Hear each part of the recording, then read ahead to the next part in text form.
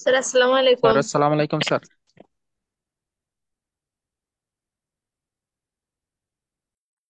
ওয়ালাইকুম আসসালাম। আচ্ছা, জ্যামিতি আমরা গতদিন কোন পর্যন্ত শেষ করছিলাম? স্যার আমাদের ত্রিভুজ পার্টটা পুরোটাই শেষ হয়ে গেছে, আমাদের আজকে চতুর্ভুজ বেসিক থেকে শুরু করবেন বলছিলেন। আচ্ছা, thank you.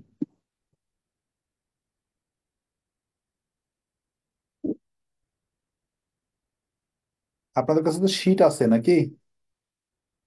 G sir. G sir, সেটা আচ্ছা, আছে। চতুর্ভুজে টোটাল অঙ্ক আছে 15, 15 আর সাথে 22, 22 আর 21-এ 43, আর স্যার 47টা অঙ্ক আছে। আমি মোটামুটি 25টা করে দিব, নি বাকিগুলো আপনাদের।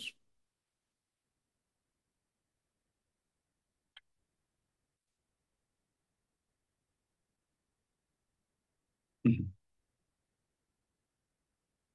কথা কি শোনা যায়?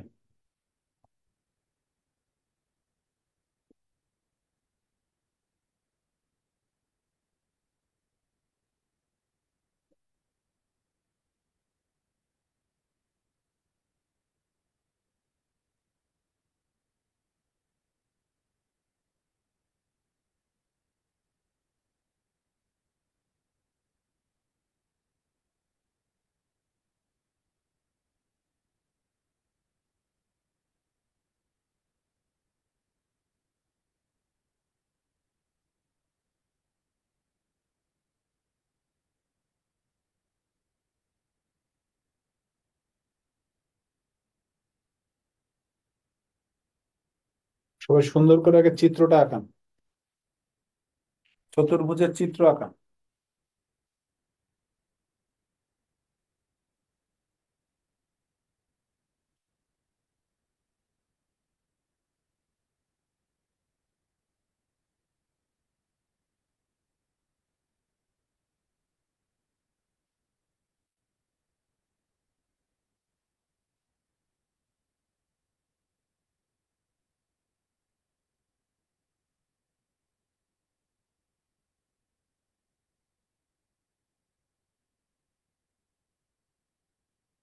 হুম।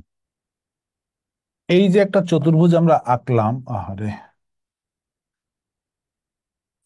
এই যে একটা চতুর্ভুজ আমরা আঁকলাম, এই চতুর্ভুজটা গঠন করার জন্য দুইটা শর্ত আছে। ত্রিভুজেও ছিল, একটা বাহু দিয়ে একটা কোণ দিয়ে। চতুর্ভুজেও আছে, একটা বাহু দিয়ে একটা কোণ দিয়ে। প্রথম শর্ত কি? প্রথম শর্ত হচ্ছে চতুর্ভুজের যে চারটা অন্তস্থ কোণ আছে, পি, কিউ, আর আর এস, এই চারটা অন্তস্থ কোণের সমষ্টি হচ্ছে 360 ডিগ্রি। তার মানে একটা চতুর্ভুজের চারটা অন্তস্থ কোণের সমষ্টি হবে 360 ডিগ্রি। 2 নাম্বার হচ্ছে চতুর্ভুজের যে চারটা বাহু থাকবে এর মধ্যে যে বাহুটা সব থেকে বড় হবে, বৃহত্তম হবে, এই বৃহত্তম বাহুটা অপর 3 বাহুর সমষ্টি থেকে ছোট হবে। সেটা ত্রিভুজেও ছিল, বৃহত্তম বাহু বাকি যে দুইটা বাহু ছিল অপর 2 বাহুর সমষ্টির থেকে ছোট ছিল। তাহলে চতুর্ভুজের বৃহত্তম বাহু অপর তিন বাহুর সমষ্টি থেকে ছোট হবে। তাহলে চতুর্ভুজ গঠনের জন্য দুইটা শর্ত, একটা হচ্ছে অন্তস্থ কোণগুলোর সমষ্টি হবে 360 ডিগ্রি। 2 নাম্বার হচ্ছে বৃহত্তম বাহু হবে অপর তিন বাহুর সমষ্টি থেকে ছোট। ঠিক আছে, এই দুইটা হচ্ছে চতুর্ভুজ গঠনের শর্ত। আচ্ছা, চতুর্ভুজের পরিসীমা।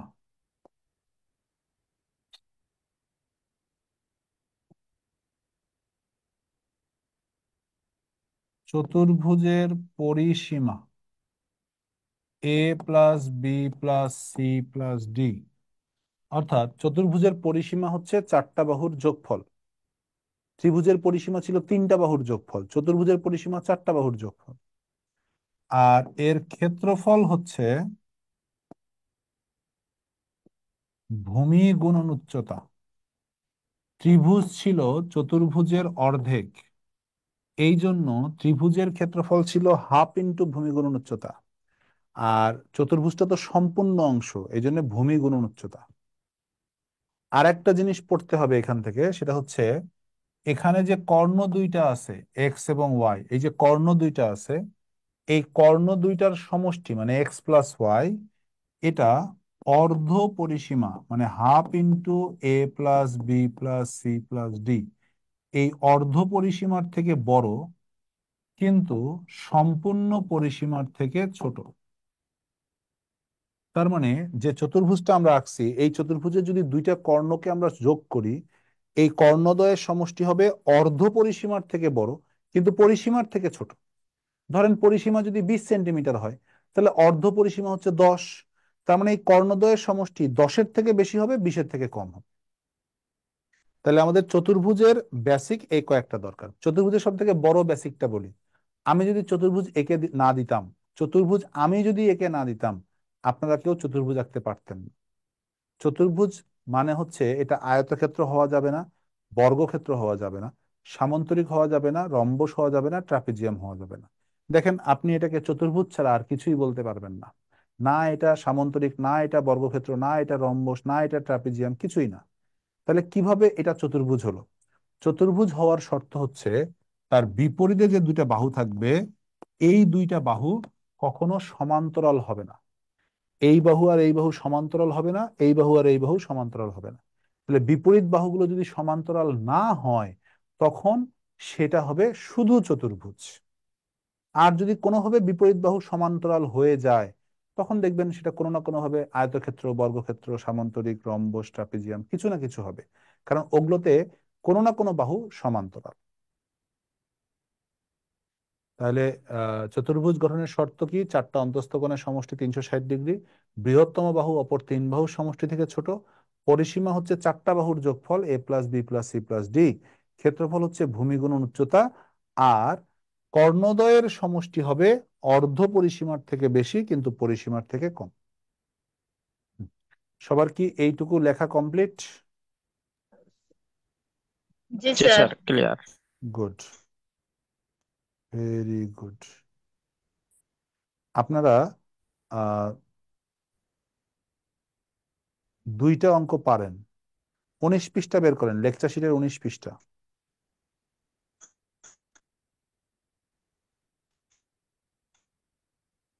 19 নম্বর লেকচার, 19 নম্বর পৃষ্ঠায় 1 নম্বর অঙ্ক আর 5 নম্বর অঙ্ক আপনারা পারেন। সরি, হ্যাঁ, ঠিক আছে।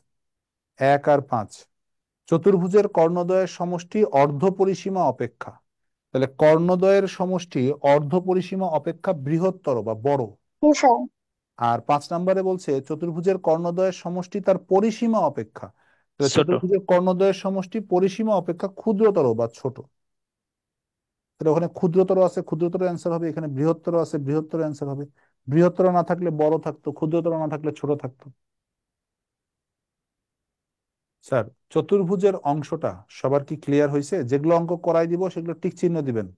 কিছু কিছু অঙ্ক গোল দাগ দিয়ে রাখবো, যেটা এই অধ্যায়ে আমরা শিখবো না, আমরা শতকরায় গিয়ে শিখবো। শতকরার যত অঙ্ক আছে গোল দাগ দিয়ে দেন। দেখেন 19 পৃষ্ঠার 2 নাম্বার, 3 নাম্বার, 6 নাম্বার, এই তিনটা অঙ্কে পার্সেন্ট দেওয়া আছে। এই তিনটা অঙ্ক আমরা এই অধ্যায়ে করব না। যখন আমরা শতকরা ক্লাস করব, আমি শতকরার একটা নিয়ম শিখাই দিব। জ্যামিতির চতুর্ভুজে, আয়তক্ষেত্রে, বর্গক্ষেত্রে, বৃত্তে, ঘনবস্তুতে, যেখানে যেখানে শতকরার অঙ্ক আছে সব অঙ্ক এক নিয়মে কাভার হয়ে যাবে। সো এখানে আমি আলাদা আলাদা করে শিখাবো না, একবারে শতকরায় গিয়ে শিখাবো। তখন দেখবেন আপনাদের বেসিক সহ ক্লিয়ার হয়ে যাবে সুন্দরভাবে। 2 নাম্বার, 3 নাম্বার আর 6 নাম্বার অঙ্ক গোল দাগ দিয়ে রাখেন, এটা আমরা পরে শিখবো। এটা প্র্যাকটিসও করবেন না, দরকার নেই। স্যার, সবার কি এই অংশ ক্লিয়ার? আমি কি পরের অংশে যাব? জি স্যার। আপ- আপনাদের অবস্থা? জি আরে, স্যার। কথা শুনতে পেলাম না একটা। আচ্ছা, এবার আমরা শিখবো হচ্ছে আয়তক্ষেত্র। প্রথমে আমরা শিখবো আয়তক্ষেত্র। তাহলে আয়তক্ষেত্র জিনিসটা কি? আয়তক্ষেত্র হচ্ছে বিপরীত বাহুগুলো সমান ও সমান্তরাল। অর্থাৎ এই বাহু আর এই বাহু সমান, এটাও এ এটাও এ, আর এই বাহু আর এই বাহু সমান, এটাও বি এটাও বি। হ্যাঁ, তো দেখেন, এইটা একটু আগে নাম দিছিলাম ভূমি, ভূমি, আর এইটার নাম হচ্ছে উচ্চতা। কিন্তু কিন্তু মনে রাখতে হবে, যেমন আগের চিত্রটা খেয়াল করেন, আগের চিত্রে চতুর্ভুজটা কিন্তু একটু আঁকা বাঁকা, সোজা না, একটু আঁকা বাঁকা। এরকম আঁকা বাঁকা যখন কোনো চতুর্ভুজ হবে, বাঁকা, দেখতে বাঁকা, তার ক্ষেত্রফল হবে ভূমি গুণন উচ্চতা। চতুর্ভুজ কোনোভাবে, কোনো না কোনো ভাবে একটু বাঁকানো, তার মানে তার ক্ষেত্রফল ভূমি গুণন উচ্চতা, কোনো মিস নাই, হবেই। কিন্তু এই বাঁকা চতুর্ভুজ যদি কোনোভাবে সোজা হয়ে যায়, এই যে সোজা হয়ে গেল, তখন ভূমির নামটা পরিবর্তন হয়ে যাবে। যেমন এখানে ভূমির নাম হবে দৈর্ঘ্য, আবার উচ্চতার নামও চেঞ্জ হয়ে যাবে, যেমন এখানে নাম হবে প্রস্থ। তার মানে আয়তক্ষেত্রের অঙ্কে ভূমি উচ্চতা এই কথাটা আসবে না, কিন্তু বেসিকটা হচ্ছে এটাই ভূমি এটাই উচ্চতা। কিন্তু এখানে ভূমির নাম কি বলা হবে? দৈর্ঘ্য। উচ্চতার নাম কি বলা হবে? প্রস্থ। তাহলে এই বাহু আর এই বাহু সমান ও সমান্তরাল, এই বাহু আর এই বাহু সমান ও সমান্তরাল। এখানে যে কর্ণগুলো থাকবে, এই কর্ণগুলো হবে সমান। অর্থাৎ এটা যদি এক্স হয়, এটাও হবে এক্স। আর এই যে আয়তক্ষেত্রের যে কোণ, এই কোণগুলো হবে সমকোণ, মানে 90 ডিগ্রি। তাহলে বিপরীত বাহুগুলো সমান ও সমান্তরাল, কর্ণগুলো সমান, আর কোণগুলো সমকোণ। এটা হচ্ছে একটা আয়তক্ষেত্রের বৈশিষ্ট্য। তো এটা এভাবে লেখার দরকার নাই, আপনার আগে চিত্র উঠান, আমি লিখা দিচ্ছি। আপনারা শুধু চিত্র উঠান, আমি লিখে দিচ্ছি।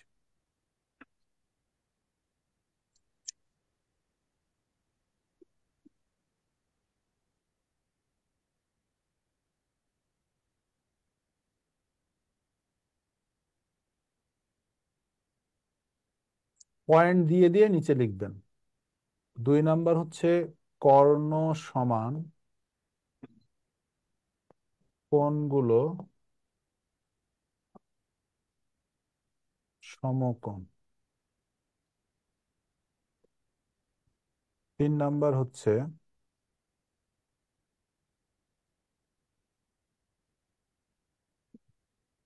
পরিসীমা। তাহলে পরিসীমা হওয়ার কথা 4টা বাহুর যোগফল। এখানে তো এটা দৈর্ঘ্য, তার মানে এটাও দৈর্ঘ্য, এটা প্রস্থ, তার মানে ওটাও প্রস্থ। তার মানে 2টা দৈর্ঘ্য আর 2টা প্রস্থ যোগ করতে হবে। তাহলে 2 × দৈর্ঘ্য যোগ প্রস্থ, এই যে এটা হচ্ছে পরিসীমা। 2টা দৈর্ঘ্য আর 2টা প্রস্থ যোগ করলে পরিসীমা পাবো। তাহলে 2 × দৈর্ঘ্য যোগ প্রস্থ। ক্ষেত্রফল কি হবে? ক্ষেত্রফল, তাহলে ক্ষেত্রফল হচ্ছে ভূমি গুণন উচ্চতা হওয়ার কথা, কিন্তু এখানে ভূমি তো দৈর্ঘ্য আর উচ্চতা প্রস্থ, এই জন্য এখানে হবে দৈর্ঘ্য গুণন প্রস্থ। ঠিক আছে। আর একটা জিনিস খেয়াল করেন, এটা যদি সমকোণ হয়, ধরেন এটা সমকোণ, তাহলে এটা হবে অতিভুজ, এটা হচ্ছে ভূমি, এটা হচ্ছে লম্ব। তাহলে আমরা এভাবে লিখতে পারি, অতিভুজ স্কোয়ার সমান সমান লম্ব স্কোয়ার যোগ ভূমি স্কোয়ার। এবার এটাকেও যদি আমরা রুট করি, এটাকে যদি আমরা রুট করি, তাহলে এক্স মানে কর্ণ সমান সমান হবে √দৈর্ঘ্য স্কোয়ার যোগ প্রস্থ স্কোয়ার। তাহলে কর্ণ সমান সমান, মানে এক্স সমান সমান √দৈর্ঘ্য স্কোয়ার যোগ প্রস্থ স্কোয়ার। তাহলে এই যে আয়তক্ষেত্র, এখান থেকে আমার কি কি জানতে হবে? তার পরিচয়, বিপরীত বাহুগুলো সমান ও সমান্তরাল, তার পরিচয়, কর্ণগুলো সমান, কোণগুলো সমকোণ, তার পরিসীমার সূত্র 2 দৈর্ঘ্য যোগ প্রস্থ, তার ক্ষেত্রফলের সূত্র দৈর্ঘ্য গুণন প্রস্থ, তার কর্ণের সূত্র যদি প্রয়োজন পড়ে দৈর্ঘ্য স্কোয়ার যোগ প্রস্থ স্কোয়ার। এই বেসিকটুকু যদি আমার ক্লিয়ার থাকে, আমি আয়তক্ষেত্রের অঙ্ক সমাধান করতে পারবো।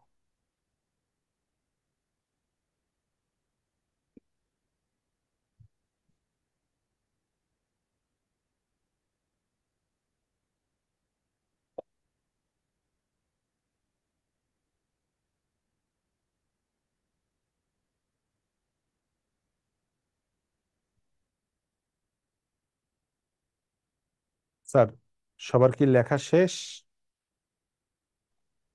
হ্যাঁ স্যার। স্যার, আমি একটু চেষ্টা করি এবং এই জিনিসগুলো আমরা বোর্ডের এক কোণায় রেখে অঙ্ক করার, তাহলে কি হবে, সূত্রগুলো আমরা দেখতে পারবো। যেমন আমরা প্রথমে করব হচ্ছে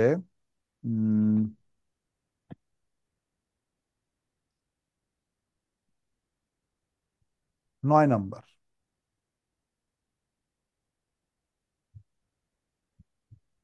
দেখেন, 9 নম্বর অঙ্ক বলছে, যেটা যেটা করাই দিব সেটা সেটা টিক চিহ্ন দিবেন, বাকিগুলো আপনারা করতে পারবেন, টেনশন করার কিছু নেই। 9 নম্বরে বলছে একটি আয়তাকার ক্ষেত্রের দৈর্ঘ্য প্রস্থের দ্বিগুণ। তার মানে আমরা যদি প্রস্থটাকে এক্স ধরি, তাহলে দৈর্ঘ্য হবে 2x, কারণ দৈর্ঘ্যটা প্রস্থের দ্বিগুণ, তাহলে প্রস্থ এক্স হলে দৈর্ঘ্য 2x। এবার অঙ্কে বলছে দেখেন ক্ষেত্রফল 800। আচ্ছা, ক্ষেত্রফল মানে কি? তার মানে প্রশ্ন মতে এই যে দৈর্ঘ্য গুণন প্রস্থ, তার মানে 2x ইন্টু এক্স সমান সমান 800। তাহলে আমরা এই 2 দ্বারা এই পাশে ভাগ করব, এক্স আর এক্স গুণ করলে হবে এক্স স্কোয়ার, এটা হবে 400। উভয় পাশে যদি আমরা রুট করি তাহলে এক্স এর মান হবে 20। এক্স এর মান 20 মানে দৈর্ঘ্য হচ্ছে 40, প্রস্থ হচ্ছে 20। এখন আমাকে প্রশ্ন করছে তাহলে এর পরিসীমা কত? তাহলে পরিসীমার সূত্র আমরা কি জানি? 2 দৈর্ঘ্য যোগ প্রস্থ, তাহলে অ্যান্সার হচ্ছে 120। দেখেন, 9 নম্বর অঙ্ক কি সবার ক্লিয়ার হয়েছে? হ্যাঁ স্যার, ক্লিয়ার। হ্যাঁ স্যার, ক্লিয়ার। আচ্ছা, আরেকটু অপেক্ষা করেন, 7 নম্বর অঙ্কটা দেখেন। একটু পরে উঠান, কেউ যদি অঙ্ক উঠানোর চেষ্টা করে থাকেন একটু পরে উঠান, আগে দেখেন। 7 নম্বর অঙ্কে বলছে একটি আয়তাকার ক্ষেত্রে কর্ণ হচ্ছে 15। তাহলে আয়তাকার ক্ষেত্র যদি আমরা এইভাবে চিন্তা করি যে এই কর্ণের মান হচ্ছে 15, আর প্রস্থের মান দেওয়া আছে 10, প্রস্থের মান দেওয়া আছে 10, তার মানে দৈর্ঘ্য দেওয়া নাই। তারপরে আমাকে প্রশ্ন করছে এর ক্ষেত্রফল কত। তাহলে কর্ণ দেওয়া আছে, প্রস্থ দেওয়া আছে, দৈর্ঘ্য দেওয়া নাই, আবার ক্ষেত্রফল জিজ্ঞেস করছে। আচ্ছা, ক্ষেত্রফলের সূত্র কি? ক্ষেত্রফলের সূত্র হচ্ছে দৈর্ঘ্য গুণন প্রস্থ। তার মানে আমার এক্স এর মান লাগবে। এক্স এর মান আমি এখন কিভাবে বের করব? ওই যে তখন আমি যে জানি যে আমার আয়তক্ষেত্রে এটা হচ্ছে 90 ডিগ্রি। হ্যাঁ, তাহলে আমরা লিখবো ভূমি স্কয়ার যোগ লম্ব স্কয়ার সমান সমান অতিভুজ স্কয়ার। পিথাগোরাসের সূত্র অ্যাপ্লাই করব। তার মানে আমাকে খেয়াল রাখতে হবে, আমি ত্রিভুজ পড়ানোর সময় বারবার বলছি, যেখানে আপনি 90 ডিগ্রি পাবেন সেখানে পিথাগোরাসের সূত্র অ্যাপ্লাই করার সুযোগ থাকবে। আর একটা সিকোয়েন্স লিখে দিছিলাম মনে হয়, সেই সিকোয়েন্সটা মুখস্থ করতে বলছিলাম। আচ্ছা, কোনটা? সমকোণী 5 12 ত্রিভুজ 13, 3 4 5, পাঁচ হ্যাঁ বারো হ্যাঁ তেরো স্যার, হ্যাঁ হ্যাঁ। হ্যাঁ, সেই 12 15 সিকোয়েন্স 17। মুখস্থ না হলে কিন্তু এই যে এখন আটকে যাবেন, বিভিন্ন জায়গায় আটকে যাবেন আজকে। সিকোয়েন্সটা লাগবে। আচ্ছা, তাহলে এটা হচ্ছে এক্স স্কোয়ার সমান সমান 15-এর উপরে স্কোয়ার মানে 225, 10 স্কোয়ার মানে 100, তাহলে -100। তাহলে এক্স স্কোয়ার সমান সমান 125। এটাকে রুট করব, এটাকে রুট করব, এটা হবে এক্স, আর এটা হবে 25 গুণন 5, 125, তার মানে 5 × √5। তাহলে দেখেন, পিথাগোরাসের সূত্র অ্যাপ্লাই করে আমি এক্স এর মান বের করলাম। এক্স কি? দৈর্ঘ্য। অতএব ক্ষেত্রফল সমান সমান দৈর্ঘ্য গুণন প্রস্থ। তার মানে আমার ক্ষেত্রফল হচ্ছে 50 × √5। স্যার এই দুইটা অঙ্ক কি সবার ক্লিয়ার হয়েছে? জি স্যার। স্যার 15 15 225 না? ও সরি। 15 15 225, তো 225 তো লিখছি। আচ্ছা, জি স্যার। এবার আমি মনে করেন আর কোনো অঙ্ক শিখাবো না, আমার অঙ্ক শেখানো শেষ। আপনি আমাকে বলবেন যে স্যার 1 থেকে 15-র মধ্যে আর কোন অঙ্ক আপনাকে করে দিতে হবে, আমি সেটা করে দিব। 15 নাম্বার বাদে, 15 নাম্বার বেসিক্যালি একটা রিটেনের অঙ্ক, এটা আপাতত না শিখলেও চলবে, এটা অনেক বড় একটা অঙ্ক। তবে আমরা শিখবো, মানে আগে অন্য কোনো অঙ্ক লাগলে করে নেন, লাস্ট টাইমে ওটা শিখাই দিয়ে পরের অংশে চলে যাব। মানে আমার কাছে মনে হয় যে যা শিখালাম, যে সূত্রগুলো আপনি মনে রাখবেন তা দিয়ে আপনি যদি এটাকে সঠিকভাবে ব্যবহার করতে পারেন, আশা করি আপনার কোনো অঙ্কে প্রবলেম হবে না। কিন্তু যদি আপনার মনে হয় স্যার 12 নম্বর অঙ্ক পারবো না স্যার, 2 নম্বর অঙ্ক পারবো না, এরকম যে অঙ্কটা পারবেন না আমাকে নাম্বার বললে সেটা আমি করে দিব।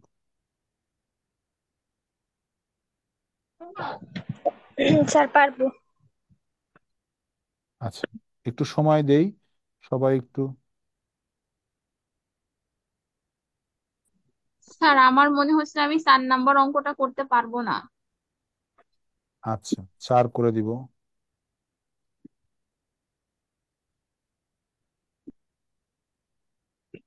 এরকম করে বলেন, কারো যদি মনে হয় যে আমি 4 পারবো না, 10 পারবো না, নাম্বারগুলো বলেন, আমি করে দিচ্ছি, সমস্যা নেই।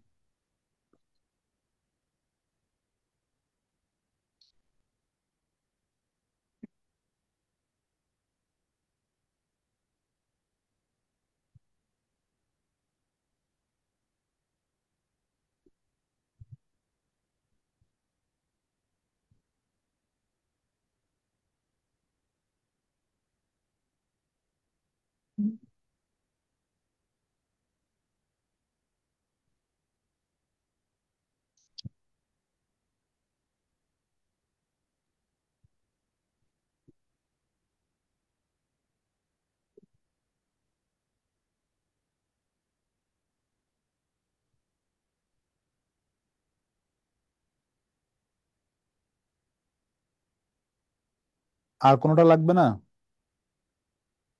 না স্যার, মোটামুটি ওগুলো তো পারাই যায়। স্যার 15 নাম্বারটা একটু দেখাই দেন।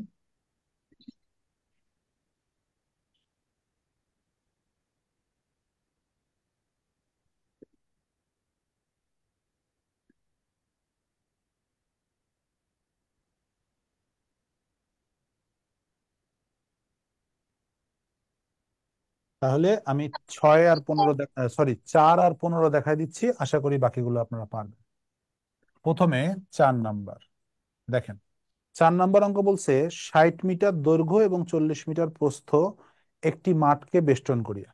তাহলে একটা মাঠ, আয়তাকার একটা মাঠ, যার মাঠের দৈর্ঘ্য 60, মাঠের প্রস্থ 40, এটাকে বেষ্টন করে, বেষ্টন করা মানে হচ্ছে এর চারপাশে 1 মিটার চওড়া রাস্তা রয়েছে। ঠিক আছে, এটা মানে মনে করেন আপনার একটা জমি আছে, জমির মাঝখানে আপনি একটা পুকুর খুঁড়ছেন, তাহলে আপনার জমি তো আর পুরোটাই পুকুর হবে না, সাইডে তো আপনি পার রাখবেন।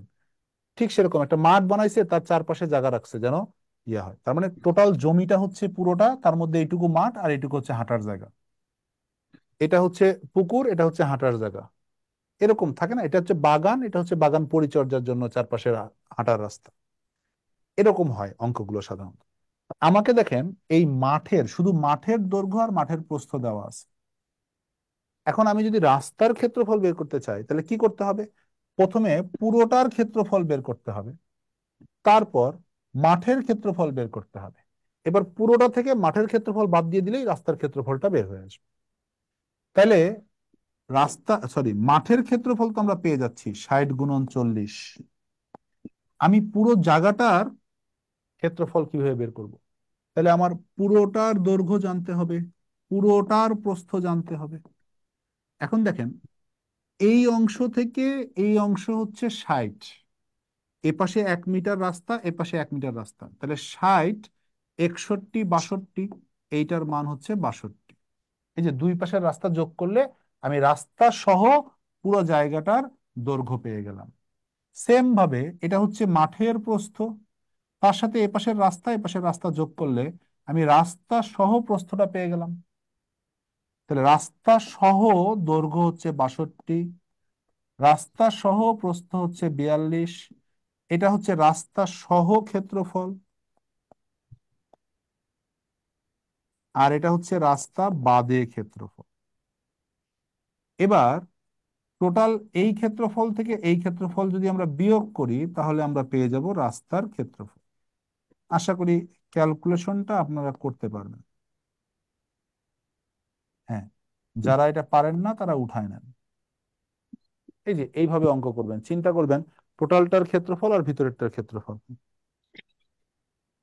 স্যার 8 নাম্বার অঙ্কটা ঘুরাইয়া দিলেও ভালো হবে।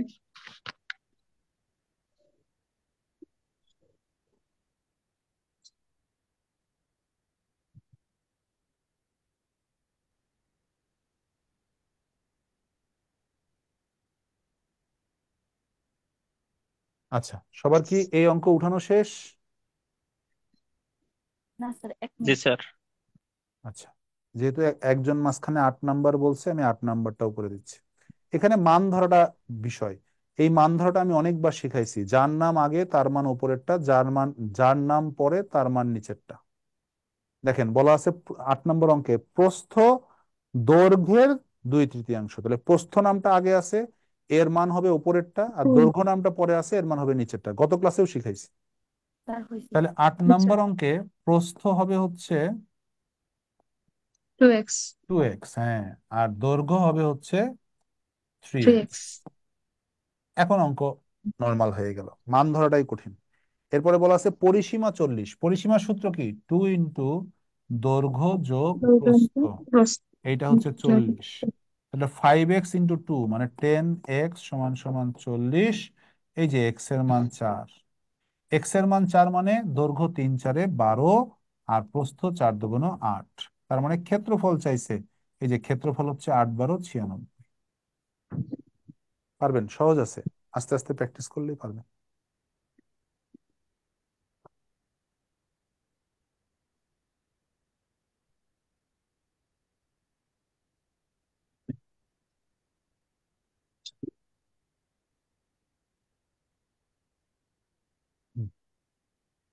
15 নম্বর অঙ্কটা বেসিক্যালি রিটেনের অঙ্ক, অনেক বড় একটা অঙ্ক।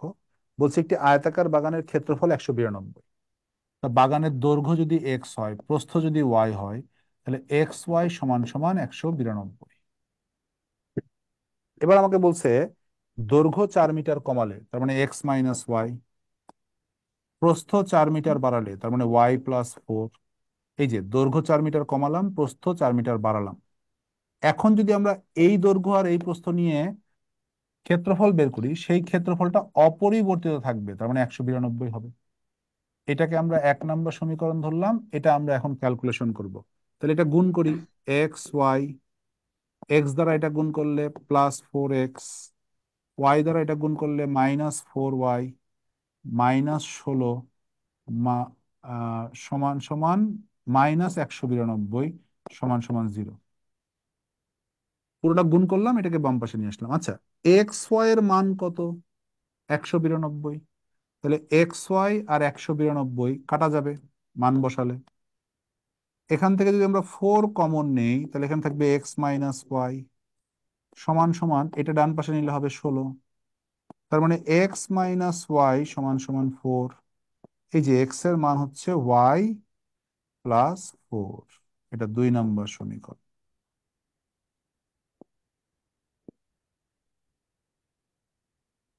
এখন এই x এর মান আমরা 1 নম্বর সমীকরণে বসাবো। তাহলে x এর মান 1 নম্বর সমীকরণে বসালে কি হবে? x এর জায়গায় বসবে y+4, তার সাথে গুণ হবে y হবে 192। তাহলে y² + 4y - 192 = 0। তাহলে এটা হবে হচ্ছে y² + 16y - 12y - 192 = 0। y common নিলে y+16, -12 কমন নিলে y+16। তাহলে y এর একটা মান আসবে -16, আর y এর একটা মান আসবে +12। যেহেতু এক্স আর ওয়াই হচ্ছে দৈর্ঘ্য প্রস্থ, তাহলে ঋণাত্মক হতে পারবে না। তাহলে প্রস্থ যদি 12 হয়, দৈর্ঘ্য হবে এই যে এক্স এর মান হবে y+4, তার মানে 12+4 মানে 16। এত বড় ক্যালকুলেশন পিডিতে আসে না, এই জন্য এটা আসলে সমস্যা। Thank you sir.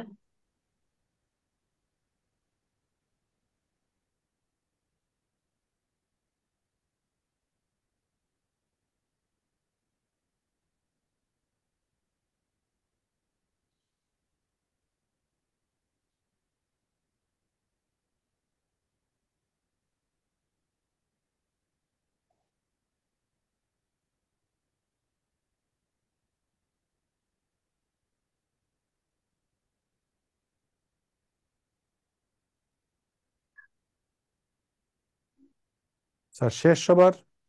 ওকে, আমরা কি আয়তক্ষেত্র শেষ করলাম। হ্যাঁ, এবার আমরা সামান্তরিক পড়বো। সামান্তরিক কি দেখেন, এই যে আয়তক্ষেত্র যেটা সোজা অবস্থায় ছিল, মানে একটু মজা করে বলি আর কি, আয়তক্ষেত্র তো সোজা ছিল, মনে হচ্ছে না আয়তক্ষেত্রের কান বরাবর কেউ একটা থাপ্পড় মারছে? ও আয়তক্ষেত্রটা কি হচ্ছে, সোজা ছিল, একটু বেঁকে গেছে।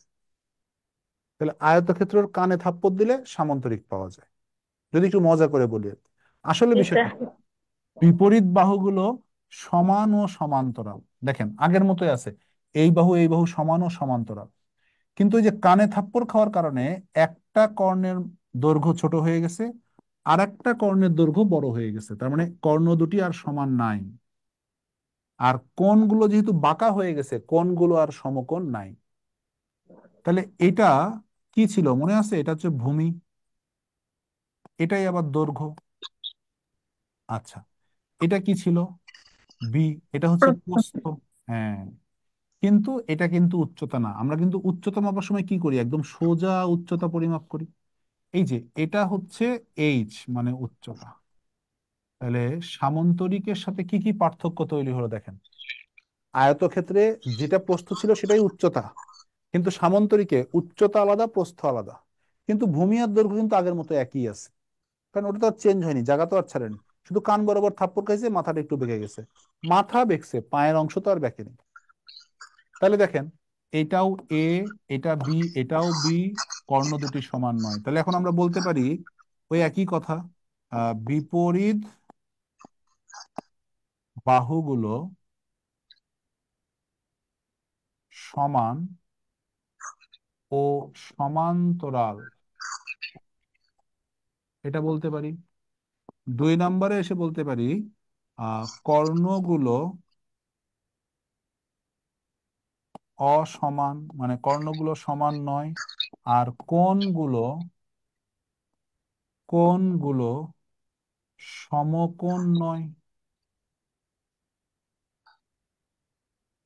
তাহলে আগের বার কি ছিল, বিপরীত বাহুগুলো সমান ও সমান্তরাল ছিল, সেটা আয়তক্ষেত্র ছিল, এটারও তাই। তাহলে আগের বার কি ছিল, কর্ণগুলো সমান, এবার কর্ণগুলো অসমান। আগের বার কি ছিল, কোণগুলো সমকোণ, এবার কোণগুলো সমকোণ নয়। তাহলে 1 নম্বর বৈশিষ্ট্য দ্বারা আয়তক্ষেত্র আর সামান্তরিকের মিল। আর 2 নম্বর বৈশিষ্ট্য হচ্ছে আয়তক্ষেত্র আর সামান্তরিকের মধ্যে অমিল। এর পরিসীমা কি হবে? পরিসীমা তো চেঞ্জ হয়নি, আগের মতোই আছে, এই বাহু এই বাহু এই বাহু এই বাহু। তার মানে এর পরিসীমা আয়তক্ষেত্রের মতোই 2 × দৈর্ঘ্য যোগ প্রস্থ। দৈর্ঘ্য প্রস্থ দিয়ে আমরা পরিসীমা মাপতে পারবো। কিন্তু দেখেন, আগের মতো কিন্তু দৈর্ঘ্য গুণন প্রস্থ করলে ক্ষেত্রফল আসবে না, কারণ এবার উচ্চতা আলাদা হয়ে গেছে, ভূমি আলাদা হয়ে গেছে। এই জন্যই শিখাই দিয়েছি, যে চতুর্ভুজ বাঁকা হয়ে যাবে তার ক্ষেত্রফল কি লিখবেন, দৈর্ঘ্য, ভূমি গুণ সরি, উচ্চতা। ভূমি গুণন উচ্চতা। হ্যাঁ, ভূমি গুণন উচ্চতা। তাহলে বাঁকা চতুর্ভুজের ক্ষেত্রফল হচ্ছে ভূমি গুণন উচ্চতা। এখানে আর দুই মানে একটা, একটু ফোনটা অফ করেন, একটু ডিস্টার্ব হচ্ছে। এখানে কয়েকটা জিনিস এমনি মাথায় রাখবেন, সেটা হচ্ছে এই কর্ণ বরাবর, এই কর্ণ বরাবর এই অংশ আর এই অংশ সমান। এই কর্ণ বরাবর এই অংশ সমান। আবার এই কর্ণ বরাবর এই অংশ সমান। মানে সামান্তরিকের যে কর্ণ, এটা সামান্তরিকের সমান 2 ভাগে ভাগ করে। আয়তক্ষেত্রেও করে, কিন্তু আয়তক্ষেত্রে তো সবই সমান, ওটা আর আলাদা করে এটা বলতে হয় না। কিন্তু এটা যেহেতু একটু বাঁকা, এক্ষেত্রে মনে রাখতে হয় যে সামন্তরিক বাঁকা হলেও এর কর্ণ একে সমান দুই ভাগে ভাগ করে। আরেকটা বিষয় হচ্ছে, এই কর্ণগুলো যখন পরস্পরকে ছেদ করে তখন সমদ্বিখণ্ডিত করে, মানে এই অংশ সমান, আবার এই অংশ সমান। তাহলে কর্ণদ্বয় পরস্পরকে সমদ্বিখণ্ডিত করে। আর একটা জিনিস মাথায় রাখতে হয়, সেটা হচ্ছে সন্নিহিত কোণ, মানে এই কোণ আর এই কোণ, অথবা এই কোণ আর এই কোণ, অথবা এই কোণ আর এই কোণ, এই সন্নিহিত কোণগুলোর সমষ্টি। ধরেন এটা হচ্ছে এক্স, এটা হচ্ছে পি কোণ, এটা হচ্ছে কিউ কোণ। তাহলে এই যে সন্নিহিত যে দুটি কোণ তাদের সমষ্টি হয় 180 ডিগ্রি। 180 ডিগ্রি। সন্নিহিত কোণগুলোর সমষ্টি হয় 180 ডিগ্রি। আর বিপরীতে যে কোণগুলো থাকে এই কোণগুলো হয় সমান। সমান। ধরেন এটা আর, তাহলে এখানে পি সমান সমান আর। তাহলে সামন্তরিকের সন্নিহিত কোণ মানে পাশাপাশি কোণ দুটির সমষ্টি হবে 180, আর বিপরীত কোণগুলো হবে সমান। নেন এই কয়েকটা জিনিস আগে ভালো করে সাজায় লিখে নেন। কর্ণগুলো পরস্পরকে সমদ্বিখণ্ডিত করে,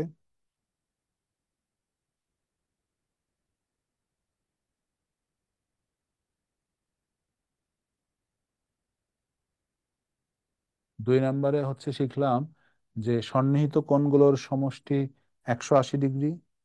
আরেকটা শিখলাম হচ্ছে আহ বিপরীত কোণগুলো পরস্পর সমান।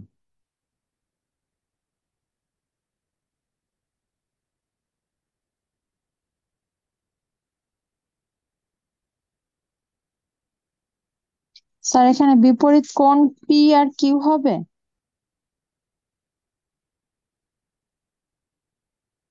হ্যাঁ, পি আর কিউ না, পি আর কিউ হচ্ছে সন্নিহিত কোণ, পাশাপাশি কোণ, ওইটার সমষ্টি হবে 180। বিপরীত কোণ হচ্ছে পি এবং আর। জি স্যার।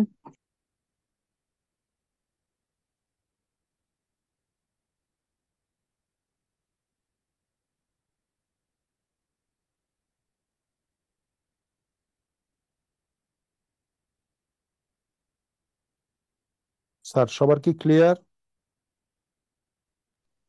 জি স্যার, ক্লিয়ার। ওকে। এবার হ্যাঁ, পরের ইয়াতে দেখেন, এই যে 20 পৃষ্ঠায় দেখেন প্র্যাকটিস প্রবলেম সামান্তরিক আছে বাম পাশে উপরে, 1 নম্বর অঙ্কটা দেখেন। এবিসিডি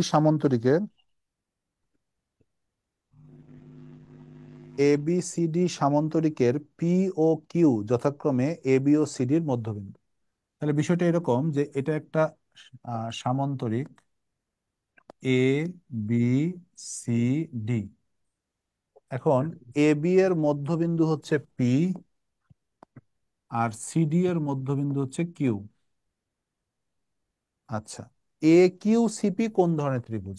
এ কিউ সি পি এটা কোন ধরনের চতুর্ভুজ, এটা হচ্ছে আমাদের প্রশ্ন। তো বিপরীত বাহুগুলো সমান ও সমান্তরাল, কিন্তু কোণগুলো সমকোণ নয়। তো যেহেতু কোণগুলো সমকোণ নয়, তার মানে এ কিউ সি পি এটা হচ্ছে সামান্তরিক। সামান্তরিক, ঠিক আছে। আমরা যখন চিত্রটা আঁকলাম তখন আমরা দেখলাম ঠিক আছে আমাদের বিপরীত বাহুগুলো সমান ও সমান্তরাল, কিন্তু এই কর্ণগুলো সমকোণ নয়। যেহেতু সমকোণ নয়, তার মানে এটা কি? এটা হচ্ছে সামান্তরিক।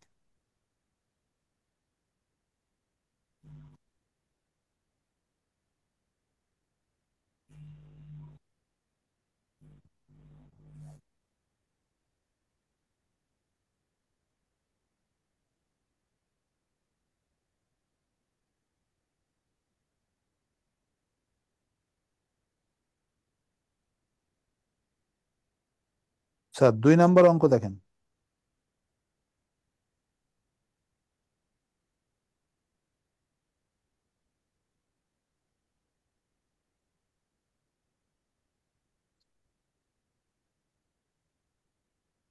2 নম্বর অঙ্কে বলছে এবিসিডি সামান্তরিকের এ কোণ আর বি কোণের অনুপাত 4:5। তাহলে এবিসিডি যদি সামান্তরিক আঁকি,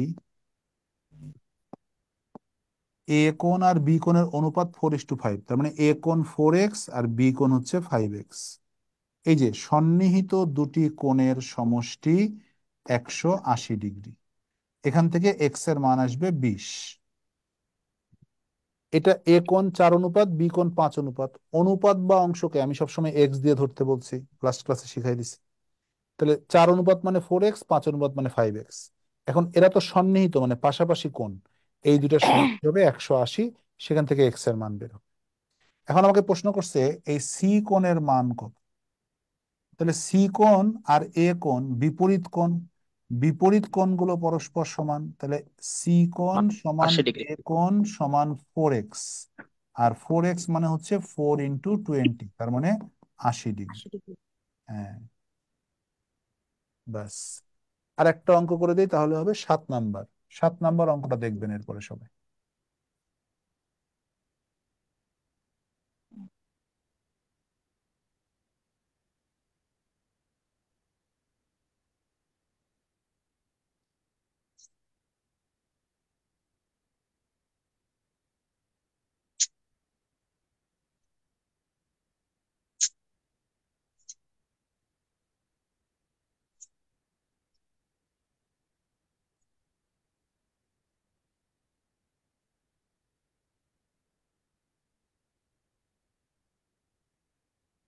স্যার হয়েছে, এটা হয়েছে সবার?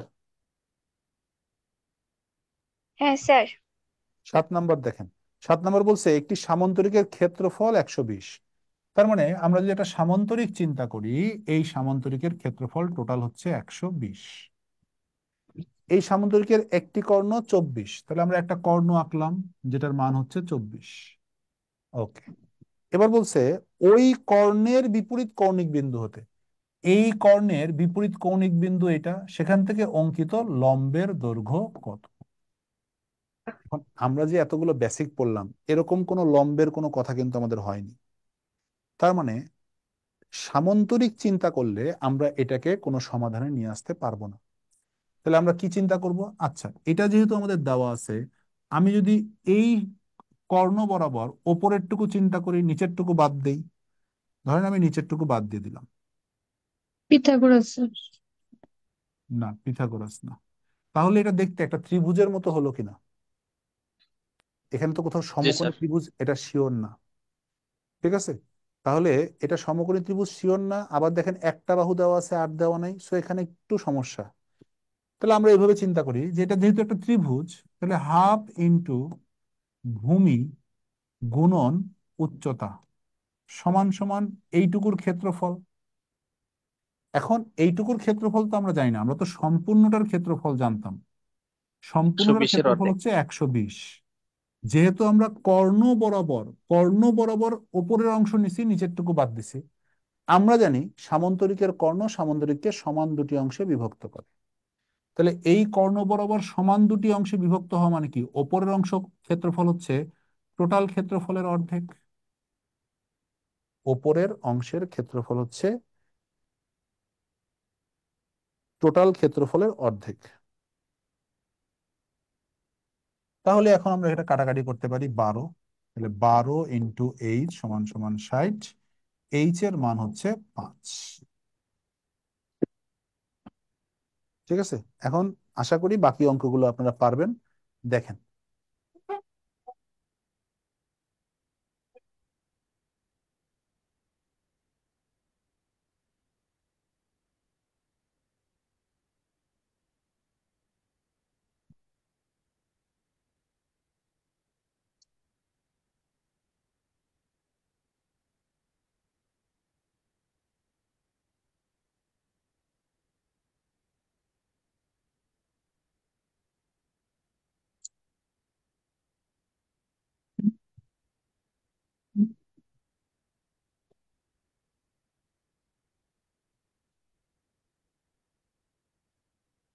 স্যার সবার কি হয়েছে? স্যার 3 নাম্বারটা একটু বুঝিয়ে দিলে ভালো হতো। 3 নম্বরে এ কোণের মান কত? 75 ডিগ্রি। এ কোণ আর বি কোণের মধ্যে সম্পর্ক কি? 180 আমি ডিগ্রি যোগফল।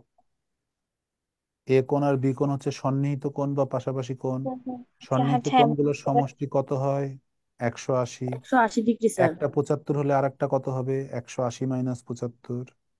হ্যাঁ ঠিক আছে। 105।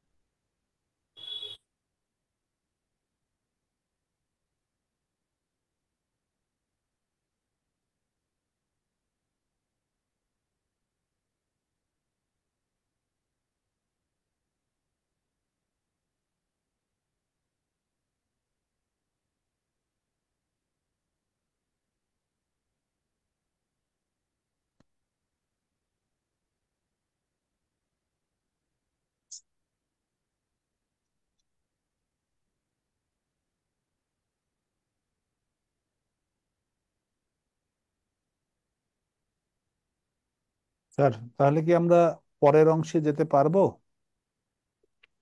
জি স্যার। জি স্যার। জি স্যার। আচ্ছা, পরের অঙ্ক আমি একটু একসাথে কম্পেয়ার করে শিখাবো। একটা হচ্ছে বর্গক্ষেত্র, যার 4টা বাহু সমান, বিপরীত বাহুগুলো সমান্তরাল, কর্ণগুলো সমান, কোণগুলো সমকোণ। আর একটা হচ্ছে ওই যে মনে হবে এটাকে কেউ থাপ্পড় মারছে, মেরে একটু বাঁকা করে দিছে। 4টা বাহু সমানই থাকবে কিন্তু কর্ণগুলো আর সমান থাকবে না। ঠিক আছে, একই বিষয়। হ্যাঁ, তাহলে এখানে কর্ণগুলো সমান, এখানে কর্ণগুলো সমান নয়, এখানে কোণগুলো সমকোণ, এখানে কোণগুলো সমকোণ নয়। এই দুটো হচ্ছে দুটোর মধ্যে অমিল। আর মিল কোথায়?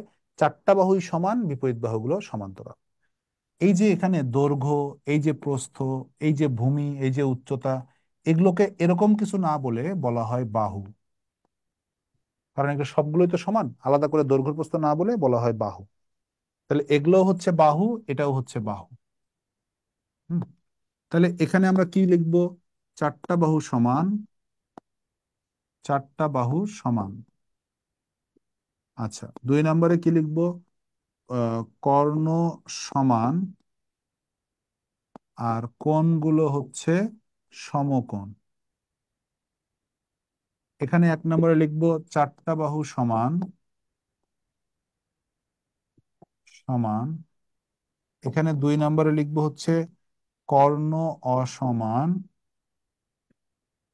আর কোণগুলো সমকোণ নয় নয়। এই যে, কিন্তু দেখেন দুইটার পরিসীমা কিন্তু সমান। একটা একটু বেঁকে গেছে কিন্তু এটার পরিসীমা এটার পরিসীমা সমান। তাহলে পরিসীমা দুইটারই কি লিখবো? 4টা বাহুর যোগফল। এখন 4টা বাহুর যোগফল মানে 4a।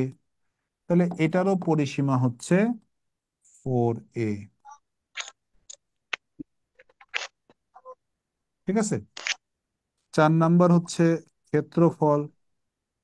তাহলে দেখেন যেহেতু এই যে সোজা, এটা যেহেতু সোজা, এর ক্ষেত্রফল আগের মতো ভূমি উচ্চতা না থেকে ভূমির নামও বাহু, উচ্চতার নামও বাহু, তখন হবে বাহু স্কয়ার।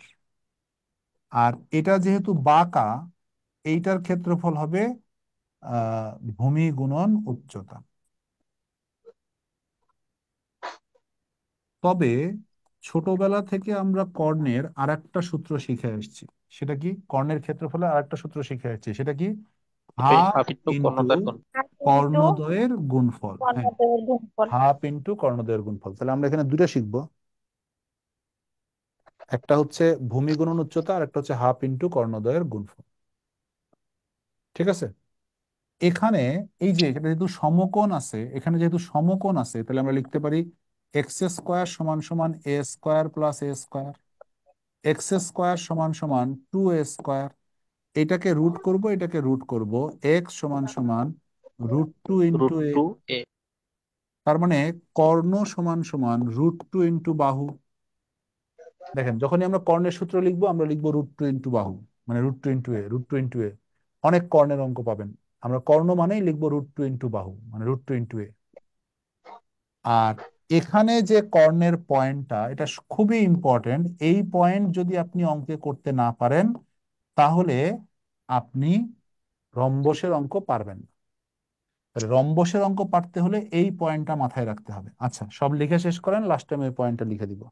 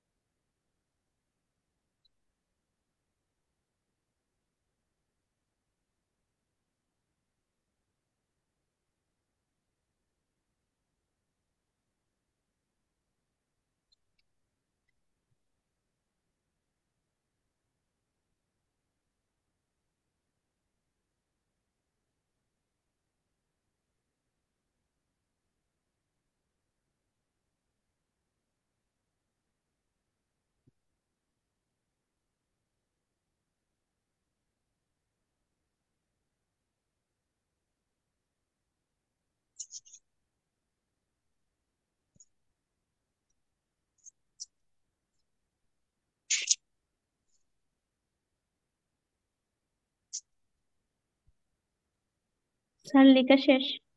লেখেন ওই রম্বসের লাস্টে 3 স্টার দিয়ে একটা পয়েন্ট লেখেন সবাই। রম্বসের কর্ণদ্বয় পরস্পরকে, রম্বসের কর্ণদ্বয় পরস্পরকে সমকোণে সমদ্বিখণ্ডিত। সমকোণে সমদ্বিখণ্ডিত করে।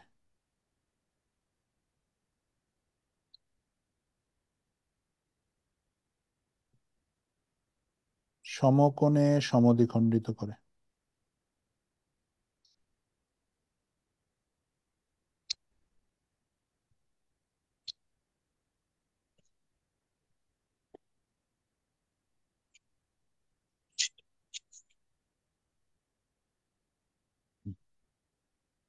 স্যার, আহ, বর্গক্ষেত্র আর রম্বসের বেসিক নিয়ে কারো কোনো প্রশ্ন আছে কিনা?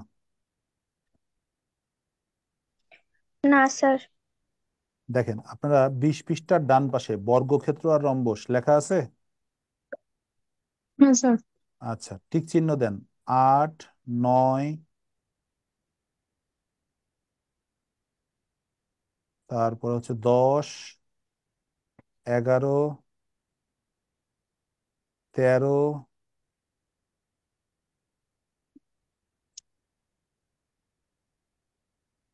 17, 18, 19। স্যার দেখাইছেন? আর জি হ্যাঁ স্যার। 16 নম্বর অঙ্কে গোল দেন। 16 নম্বর যে শতকরার অঙ্ক, আমরা আহ শতকরার ক্লাসে গিয়ে শিখবো।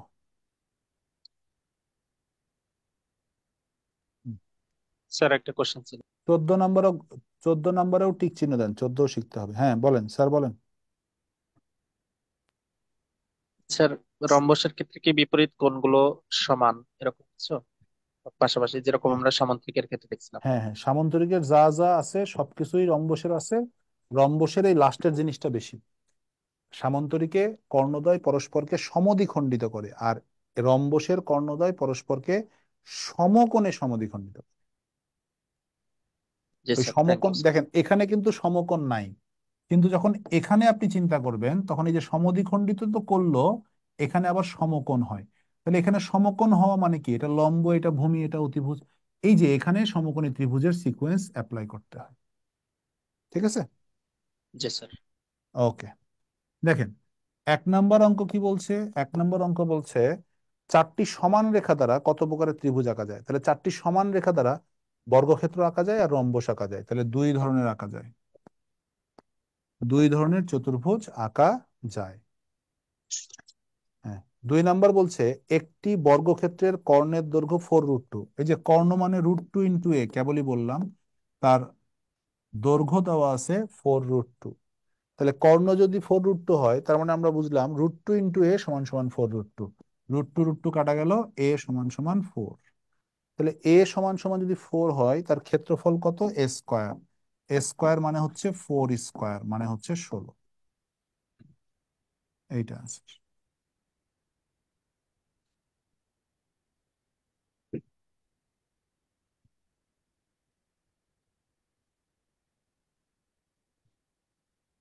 স্যার হয়েছে?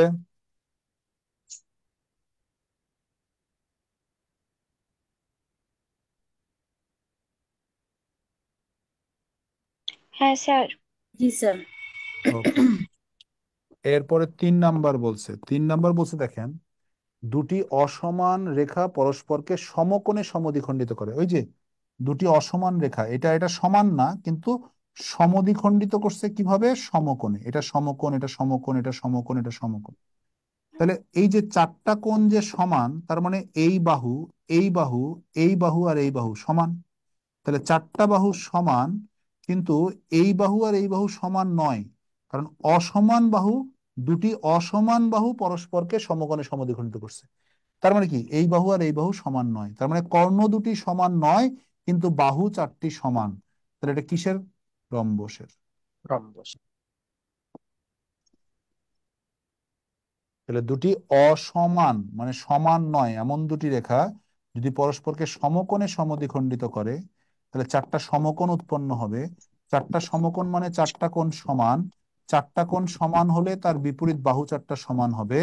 তার মানে 4টা বাহু সমান, কিন্তু কর্ণগুলো সমান নয়। তারপরে আমি বুঝলাম এটা হচ্ছে রম্বস। হুম। আচ্ছা, আমি তো 1 2 3 লিখছি, এটা তো হবে 8, এটা হবে 9, এটা হবে 10, কিন্তু 8 9 10 দেওয়া। হ্যাঁ, এরপরে 11। স্যার এটা কি বুঝতে কারো অসুবিধা হয়েছে? জি না স্যার। স্যার 11 নম্বর বলছে দেখেন, একটি রম্বসের কর্ণদ্বয় হচ্ছে 24 আর 10, উহার পরিসীমা কত? তাহলে রম্বসের কর্ণদ্বয় মানে হচ্ছে, এই বড় কর্ণ দেওয়া আছে 24, ছোট কর্ণ দেওয়া আছে 10। তাহলে ওই যে রম্বসের কর্ণদ্বয় পরস্পরকে সমকোণে সমদ্বিখণ্ডিত। 12 5। তাহলে এটা হচ্ছে 5, এটা হচ্ছে 12, রাইট? ওইটা আর 13। এটা হচ্ছে বাহু এ। তাহলে আমরা সিকোয়েন্স কি জানি? 5 12 13। যেহেতু এখানে সমকোণে সমদ্বিখণ্ডিত করছে, এটা সমকোণ, সমকোণের বিপরীতটা অতিভুজ, তার মানে এই বাহুর মানটা আসবে এই সমকোণী ত্রিভুজের অতিভুজ। এখন আমরা সিকোয়েন্স জানি 5 12 13। তাহলে লম্ব যদি 5 হয়, ভূমি যদি 12 হয়, তাহলে অতিভুজ হবে 13। এই যে এ এর মান হচ্ছে 13। আর যদি মুখস্থ না থাকে, তাহলে এ ধরে, বাহুকে এ ধরে পিথাগোরাসের সূত্র অ্যাপ্লাই করেন, 5 স্কোয়ার প্লাস 144 স্কোয়ার সমান সমান এ স্কোয়ার, তখন এর মান 13 আসবে। এই যে এরকম, এ স্কোয়ার সমান সমান 5 স্কোয়ার প্লাস 12 স্কোয়ার, এখান থেকে এ এর মান 13 আসবে। আচ্ছা, এ এর মান কেন বের করলাম? কারণ আমার অঙ্কে বলছে পরিসীমা কত। তাহলে পরিসীমা হচ্ছে 4 ইন্টু এ, ইন্টু 13। 4 13 52।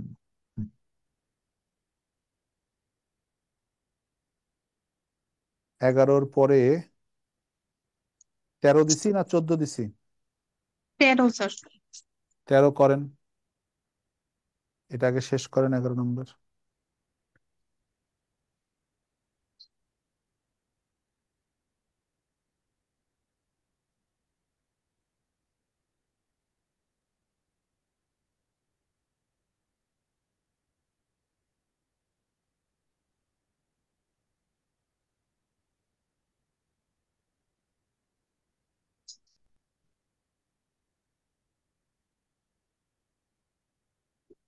স্যার সবার কি উঠানো শেষ?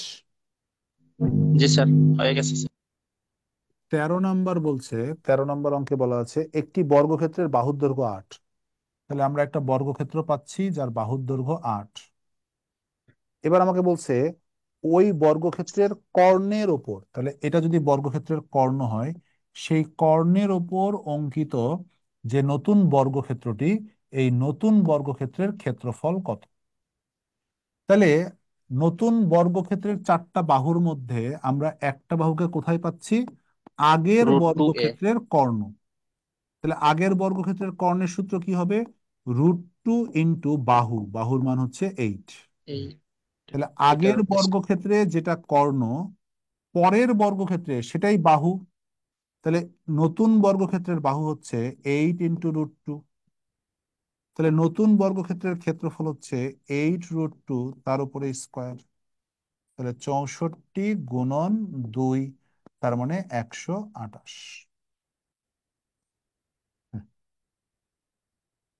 তাহলে আগের বর্গক্ষেত্রে যেটা বাহু, মানে বাহু, সেখান থেকে আমরা আগের বর্গক্ষেত্রের কর্ণ বের করলাম। কেন?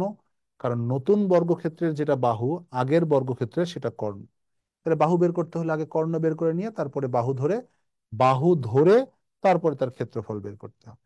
হুম। স্যার 13-র পরে 14।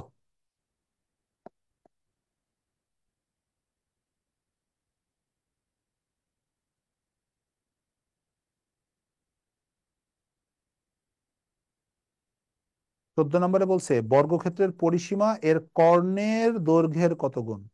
তার মানে কর্ণ √2 × এর এর মানে হচ্ছে গুণ, কত গুণ, তার মানে এক্স গুণ, সমান সমান হচ্ছে পরিসীমা।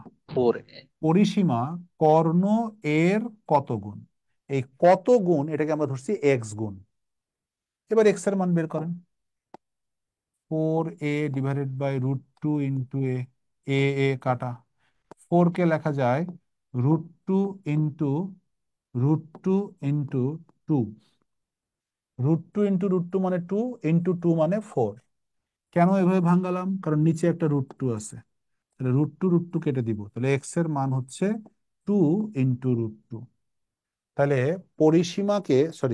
কর্ণকে যদি আমরা √2 দ্বারা গুণ করি তাহলে আমরা পরিসীমা পাবো। তাহলে পরিসীমা কর্ণের কত গুণ? পরিসীমা কর্ণের 2 × √2 গুণ। সাধারণত আমরা দ্বিগুণ, 3 গুণ, 4 গুণ শুনে অভ্যস্ত। এই অ্যান্সারটা দেখলে আমরা একটু মানে অপ্রস্তুত হয়ে যাই যে 2 √2 গুণ, এটা আবার কেমন গুণ। তো যেটা হবে, যা হওয়ার কথা সেটাই অ্যান্সার। স্যার এরপরে 17 নম্বর অঙ্ক করব, কিন্তু 17 নম্বর অঙ্কে এই 14কে লিখতে হবে 16।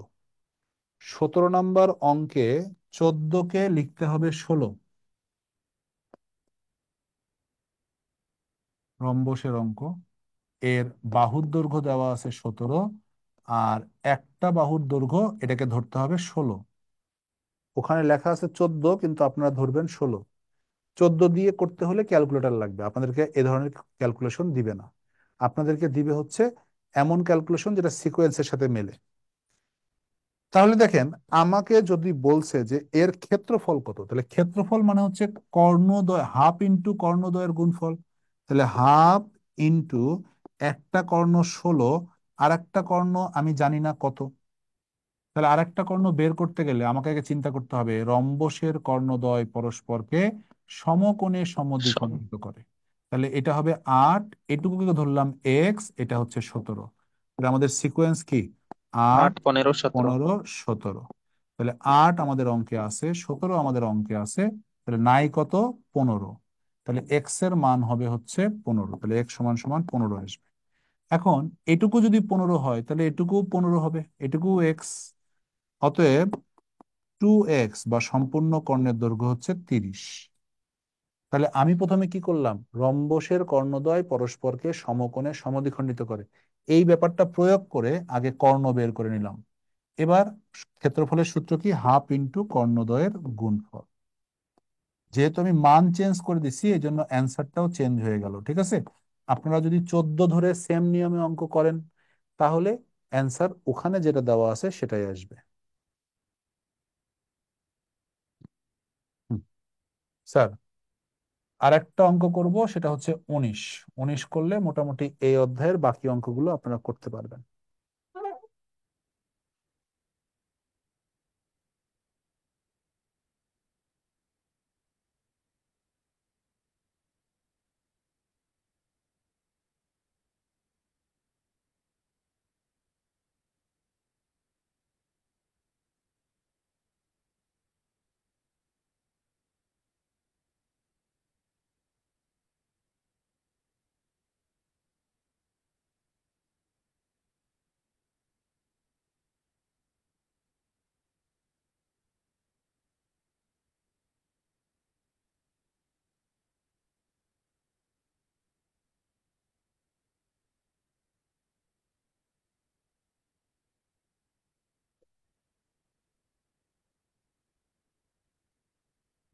স্যার সবার কি উঠানো শেষ? জি স্যার। হ্যাঁ স্যার। জি স্যার। 19 নম্বর অঙ্ক বলছে, দেখেন রম্বসের একটি কর্ণ 16 আর ক্ষেত্রফল 240। আমাকে প্রশ্ন করছে অপর কর্ণের দৈর্ঘ্য ও পরিসীমা কত। তাহলে দেখেন, প্রথমত একটা কর্ণ দেওয়া আছে আর ক্ষেত্রফল দেওয়া আছে। তাহলে একটা কর্ণ যদি দেওয়া থাকে তাহলে হাফ ইন্টু একটা কর্ণ 16 আর একটা কর্ণ আমরা জানি না, সমান সমান ক্ষেত্রফল তো আমরা জানি 240। তাহলে এখানে হাফ ইন্টু কর্ণদ্বয়ের গুণফলের একটা কর্ণ জানি না, কিন্তু ক্ষেত্রফল আর আরেকটা কর্ণ জানি। তাহলে এখান থেকে তো আমি আরেকটা কর্ণ বের করে নিতে পারবো। এটা হচ্ছে 8, তাহলে এক্স এর মান হচ্ছে 240/8, তার মানে 30। দেখেন আমাকে প্রশ্ন করছে অপর কর্ণের দৈর্ঘ্য কত, 30। এই পর্যন্ত ঠিক ছিল, কিন্তু সাথে আবার বলছে পরিসীমা কত। এখন পরিসীমা মানে তো 4a, মানে বাহু লাগবে। কিন্তু আমার তো এই কর্ণ 16 আর একটা কর্ণ বের হলো 30। তাহলে আমাকে রম্বসের চিত্র আঁকতে হবে।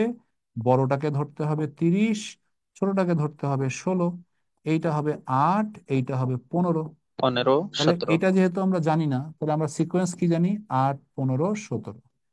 তাহলে এক্স এর মান আসবে 17 বা এ এর মান আসবে 17। তাহলে আমরা লিখবো 4 × 17, 68। দেখেন রম্বসের যতগুলো অঙ্ক করলেন সবগুলো অঙ্কে এই ব্যাপারটা আছে, রম্বসের কর্ণদ্বয় পরস্পরকে সমকোণে সমদ্বিখণ্ডিত করে। এই জন্য আপনাদেরকে আমি বলছিলাম যে যদি আপনারা রম্বসের অঙ্ক পারতে চান তাহলে এই বেসিকটা আপনাদের ক্লিয়ার হতে হবে। রম্বসের কর্ণদ্বয় পরস্পরকে সমকোণে সমদ্বিখণ্ডিত করে।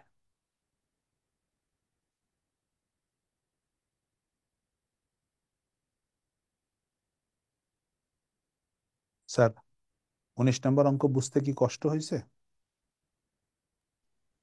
না স্যার। জি না না স্যার। স্যার। Thank you. আমাদের আর একটা পার্ট আছে, এটা হচ্ছে ট্রাপিজিয়াম। ট্রাপিজিয়াম হলেই মোটামুটি আমাদের চতুর্ভুজ শেষ। তাহলে আমরা ট্রাপিজিয়াম চিন্তা করি। ট্রাপিজিয়াম জিনিসটা কি? দুইটা বাহু থাকবে সমান্তরাল আর অপর দুইটা বাহু হবে অসমান্তরাল।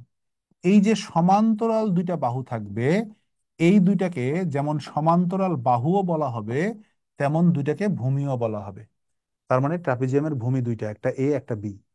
তাহলে দেখেন একটা তো ছোট, একটা তো বড়। তাহলে আমি দুইটা যে ভূমি, এটাকে কিভাবে সমান করব বা কিভাবে অঙ্কে নিব? তাহলে ভূমিটাকে আমি লিখবো এভারেজ করে, মানে গড় করে। এই যে ভূমি কিভাবে নিলাম, দুইটা ভূমিকে যোগ করে 2 দিয়ে ভাগ করে দিলাম। তার মানে কি হলো, এভারেজে ভূমি নিলাম, যে এটাও ভূমি এটাও ভূমি। ঠিক আছে, ডান। তাহলে আমি দুইটা ভূমিকে এভারেজ করে নিয়ে নিলাম। আর উচ্চতা বিষয়টা কি, এই সমান্তরাল বাহুদ্বয়ের মধ্যবর্তী যে দূরত্ব, এটাই হচ্ছে উচ্চতা। তাহলে এটাকে আমরা এইভাবে ইউজ করি, এটাকে আমরা এইভাবে লিখি হাফ ইন্টু সমান্তরাল বাহুদ্বয়ের সমষ্টি ইন্টু এটা হচ্ছে সমান্তরাল বাহুদ্বয়ের মধ্যবর্তী দূরত্ব। এই যে হাফ ইন্টু সমান্তরাল বাহুদ্বয়ের সমষ্টি, এটা হচ্ছে এখানে ভূমি, আর সমান্তরাল বাহুদ্বয়ের মধ্যবর্তী দূরত্ব এখানে হচ্ছে উচ্চতা। এই যে ভূমি গুণন উচ্চতা। স্যার প্রথমে চিত্রটা আঁকান। আচ্ছা, ডি হচ্ছে মধ্যবর্তী দূরত্ব, মধ্যবর্তী দূরত্ব। এখানে খুব বেশি কিছু লাগে না, শুধু এই ক্ষেত্রফলের সূত্র লাগে। সহজ, ট্রাপিজিয়াম অনেক সহজ। যেটা বেশি কঠিন আসে সেটা আপনাদের পিডিতে আসে না, রিটেনে আসে। এটার চিত্রর ভিতর থেকে অনেক কিছুর মান দিয়ে বের করতে হয়, একটা একটা একটা করে বের করতে হয়। তো ওইটা রিটেনে আমরা শিখবো, পিডিতে আমাদের লাগবে না। আচ্ছা, ট্রাপিজিয়াম আঁকানোর পরে ক্ষেত্রফলের সূত্রটা যদি এভাবে লেখেন তাহলে ভালো হয়। হাফ ইন্টু সমান্তরাল বাহুদ্বয়ের সমষ্টি, হাফ ইন্টু সমান্তরাল বাহুদ্বয়ের সমষ্টি ইন্টু সমান্তরাল বাহুদ্বয়ের মধ্যবর্তী দূরত্ব। আর মনে রাখবেন ট্রাপিজিয়ামের ভূমি কিন্তু দুইটা। এই দুইটাকে কখনো কখনো ভূমি বলে, কখনো কখনো সমান্তরাল বাহু বলে। তার মানে সমান্তরাল বাহু কয়টা হবে, দুইটা। ভূমি কয়টা হবে, দুইটা। এই জিনিস মাথায় রাখলে কখনোই ট্রাপিজিয়ামের অঙ্ক ভুল হয় না।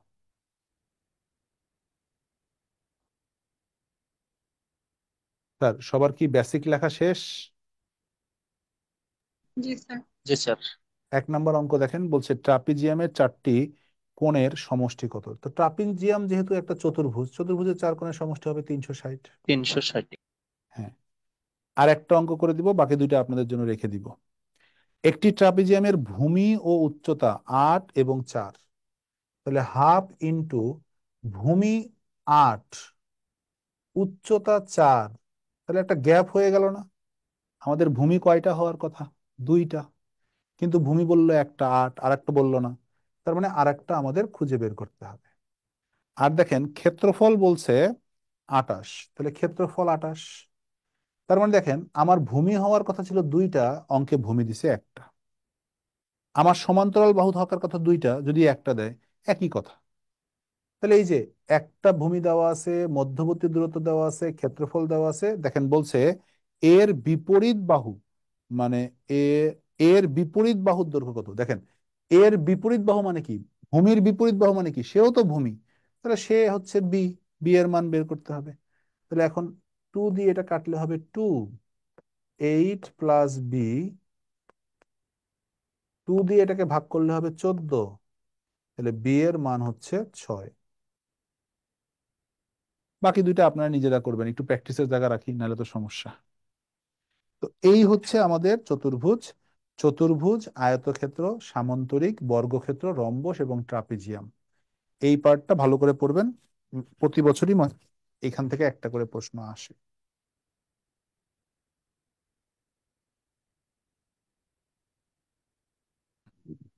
স্যার সবার কি লেখা শেষ? জি স্যার। জি স্যার। কারো কোনো প্রশ্ন আছে?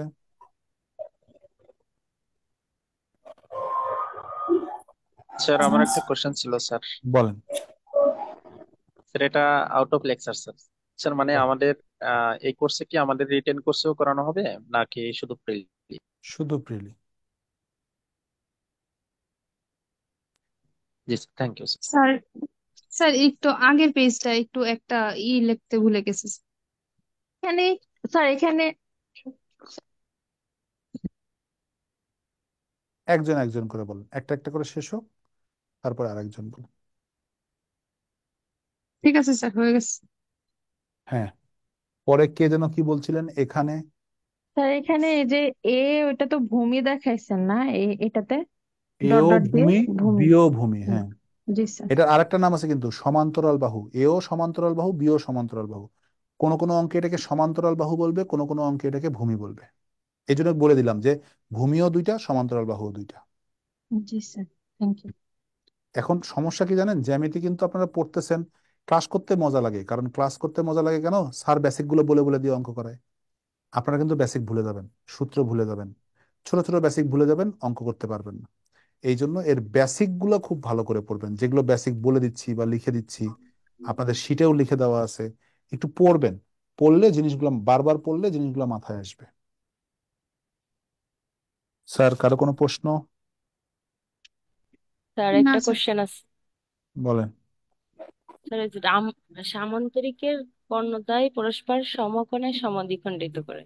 সামান্তরিকের কর্ণদ্বয় পরস্পরকে সমদ্বিখণ্ডিত না করে। না, সমদ্বিখণ্ডিত করে। আর রম্বসের কর্ণদ্বয় পরস্পর পরস্পরকে সমকোণে সমদ্বিখণ্ডিত স্যার করে। এই দুইটা আমি একটু ক্লিয়ার বুঝতে পারি নাই শোনেন, কিভাবে।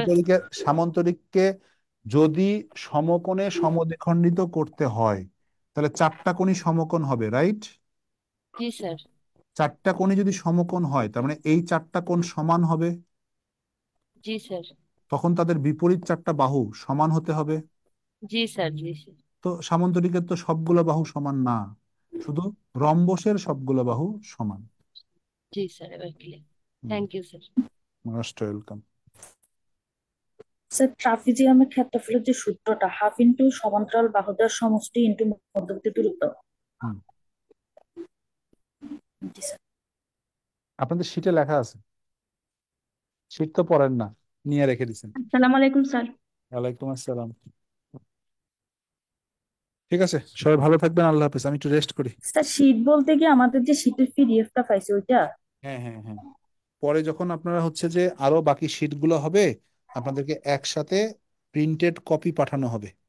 এই জন্য আপাতত পিডিএফ দেওয়া হয়েছে, পরে যেন আমরা অঙ্কটা করতে পারি, এখন ক্লাস করতে পারি। আর আপনারা প্রিন্টেড শীট পাবেন, একদম সবগুলো টপিক্সের একবারে পাবেন। স্যার এটা পাবেন ওইটা পাইতে কি বেশি সময় লাগবে? হ্যাঁ হ্যাঁ হ্যাঁ, আমরা সার্কুলারের পর দেই ওটা। সার্কুলার আগ পর্যন্ত টিচাররা যে বইগুলো পড়তে বলে বা আপনি যত বেশি বই পড়তে পারেন বই পড়েন। ওটা মনে করবেন কি লাস্টে গিয়ে ওই যে থাকে না ডাইজেস্ট, সংক্ষিপ্ত একটা প্রিপারেশন, প্রিপারেশনের ফিনিশিং দেওয়া, এটা কাজ করবে ওই শিটগুলো। তারপরে হচ্ছে আপনাদের যে পরীক্ষা নেওয়া হচ্ছে সেই প্রশ্ন ব্যাংকগুলো। ঠিক আছে? এখন আপনি যত বেশি জি পড়েন স্যার। তত পড়েন। ধরেন আপনি অঙ্ক করতে গিয়ে প্রিভিয়াস কোশ্চিন আর লেকচার শিটে আটকে গেলেন, তাহলে হবে না। আপনি আগে যত বেশি পারেন বই প্র্যাকটিস করেন, 19-এর বই করেন, কনফিডেন্সের বই করেন, এগুলো আগে প্র্যাকটিস করেন। প্র্যাকটিস করতে করতে করতে নভেম্বর ডিসেম্বর এসে আপনি এক্সপার্ট হয়ে যাবেন।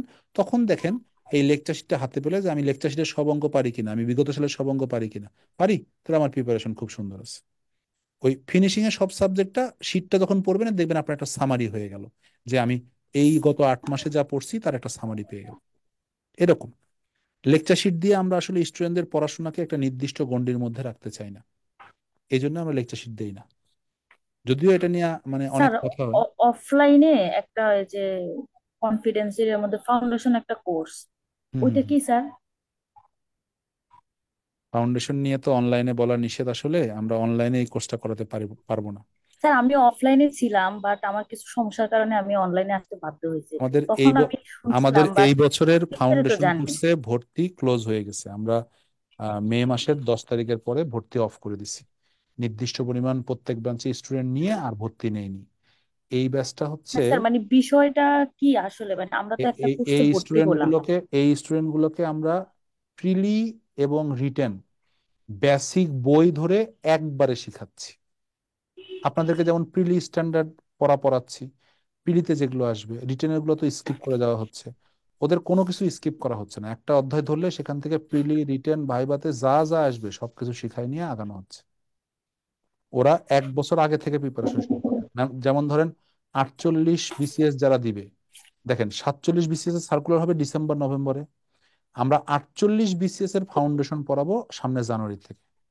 তাহলে 1 বছর আগে ওরা শুধু এই জিনিসগুলো পড়বে, পড়ে পড়ে পড়ে পড়ে ওদের সব স্কিল আগে আমরা তৈরি করব।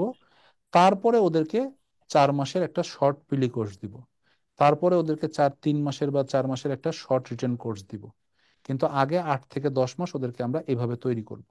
তো এটা আসলে খুব বেশি স্টুডেন্টকে তৈরি করা খুব মুশকিল। সেদিনকে আমি রাজশাহীতে 330 জনের মধ্যে 120 জন খাতা জমা দিছে, মানে অ্যাসাইনমেন্ট। এই খাতা দেখতে গিয়ে আমার ভোর 4টা বেজে গেছে। তো ওই 330 জন খাতা দিলে তো আমি পাগল হয়ে যাব। আর যদি 800 জন ভর্তি হয় তখন তো এটা সম্ভবই না। তো এই জন্য আমরা একটা লিমিটেড পরিমাণ স্টুডেন্ট ভর্তি নেই প্রতি বছর, তাই নিব আমরা। কারণ এই বছর আমরা 3,000 স্টুডেন্ট ভর্তি নিতে চাইছি, মোটামুটি 3250 বা 3300 হয়ে গেছে। 10% এক্সট্রা আমরা হাতে রাখছি প্রত্যেকটা ব্রাঞ্চে। এর পরের বছর হয়তো আমরা 5,000 স্টুডেন্ট নিব, সেখানে হয়তো 5200 স্টুডেন্ট ভর্তি নিব সর্বোচ্চ। এরকম ভাবে আমরা একটা নির্দিষ্ট প্ল্যানে আগাচ্ছি আর কি। স্যার, এটা কি শুধু ধরেন প্রত্যেকটা ব্যাচে একবারই নেন 3000-এর মতো, যেমন 47 নিয়ে নিছেন, আর হ্যাঁ নিবেন হ্যাঁ না? হ্যাঁ, আর নিব না। ওটার ক্লাস রিপিট হয় না। ওইটা ধরেন জানুয়ারি মাসে সূচক লক ক্লাস হয়ে যাবে, আর 1 বছর ওই সূচক লক ক্লাস হবে না। এই জন্য কোনো স্টুডেন্টকে মাঝখানে ভর্তি করার কোনো সুযোগ নেই, কারণ আমরা তো ক্লাসটা দিতে পারবো না তাকে আর। ওইভাবে আমরা ভর্তি নেই না, আমরা এই কনফিডেন্সেও নেই না। স্যার আপনাদেরকে এই এখন কোর্সটা প্রতিদিন ভর্তি নিচ্ছি আমরা। কেন? কারণ আমরা নভেম্বর থেকে যে ক্লাসটা নিব শেষ, তখন পর্যন্ত যারা ভর্তি হবে তাদেরকে সব ক্লাস দিতে পারবো। যখনই আমাদের মনে হবে আমরা আর পূর্ণাঙ্গ কোর্সটা ছেলে মেয়েকে পড়াতে পারবো না, আমাদের হাতে সময় নাই, তখন আমরা ভর্তি বন্ধ করে দিই। যেমন আপনারা শুনলে অবাক হবেন, আমরা তো 47-এর ভর্তি বন্ধ করছি মে মাসের 10 তারিখে। এটা কি মাস? জুন মাসের 10 তারিখ এখনো হয়নি। আমাদের 48 ফাউন্ডেশন মানে পরের বছরের ফাউন্ডেশনের ভর্তি অলরেডি শুরু হয়ে গেছে, এবং অনেকগুলো ব্রাঞ্চে ভর্তি হয়েছে, অনেকগুলো ব্রাঞ্চে। এবং ফাউন্ডেশনের, স্যার সেগুলোতে কি আমরা এডমিট হতে পারবো স্যার? হ্যাঁ আপনারা ব্রাঞ্চে গিয়ে যোগাযোগ করে অ্যাডমিট হতে পারবেন এখন থেকে। স্যার, ওটা কি অফলাইন ডিসেম্বর, অনলাইন দুইটাই আছে? না ওটার কোনো অনলাইন নাই ভাইয়া, অনলাইনে ওটা সম্ভব না। আমরা যে প্ল্যানে আগাচ্ছি এটা অনলাইনে ওটা সম্ভব হবে না। মানে ওখানে প্রত্যেকটা স্টুডেন্টকে ধরেন অ্যাসাইনমেন্ট টাইপ পড়া দেওয়া হয়, সেই পড়াটা আবার টেক কেয়ার করে নেওয়া হয়। অ্যাসাইনমেন্ট গুলো বাধ্যতামূলক করা আছে, এরকম তারা পড়া ওগুলো পড়ে পড়ে জমা দেয়, সেগুলো চেক করতে হয়, এরকম ঝামেলা আছে। তো অনলাইনে তো ভাই এটা সম্ভব না। আপনারা তো নিজের বাড়িতে বসে থেকে পড়াশোনা করেন। আর আমরা আসলে আমাদের এই ক্লাসের কন্টেন্ট গুলো ক্লাসের বাইরে যেতে দিতে চাচ্ছি না। আমরা প্রথমে 1-2 বছর আগে এক্সপেরিমেন্ট করব। তো ধরেন কিভাবে পড়ালে ভালো হয়, আরো কি কি পড়ানো যায়। যেমন এই বছর ওদের ক্লাস ওপেন হয়ে গেছে, ম্যাথমেটিক্স এর ক্লাস ওরা কিভাবে করে জানেন? ধরেন আমি লেকচার 1 শুরু করছি, কিন্তু একদিনে শেষ করতে পারলাম না। তো যেখানে এই যে আপনাদের বিন্যাস সমাবেশ আজকে যে কাজটা করছি, যে ঠিক আছে এই পর্যন্ত শেখো, কালকে এরপর থেকে শেখাবো, ওদের ক্লাসটা এরকম সিস্টেমে হবে। ওদের কোনো ক্লাস লেকচার 1 লেকচার 2 নাই, ওরা সিরিয়ালে ক্লাস করতে থাকবে, শেষ মানে শেষ। তো ওদের হচ্ছে কিছু সুযোগ সুবিধা আছে, যেমন এবার ওদের কোর্স ফি আমরা অনেক কম রাখছি। আমাদের সন্দেহ ছিল যে আসলে এত বড় কোর্স ফিতে ছেলে মেয়ে পড়বে কিনা, কারণ এমনিতে তো ছেলে মেয়ে টাকা নিয়ে অনেক গন্ডগোল করে। ওদের কোর্স ফি ছিল এবার 25,000 টাকা। 48-এ ভর্তি হয়েছে, কোর্স ফি হচ্ছে 35,000 টাকা, কেউ কিস্তিতে দিলে 40,000 টাকা।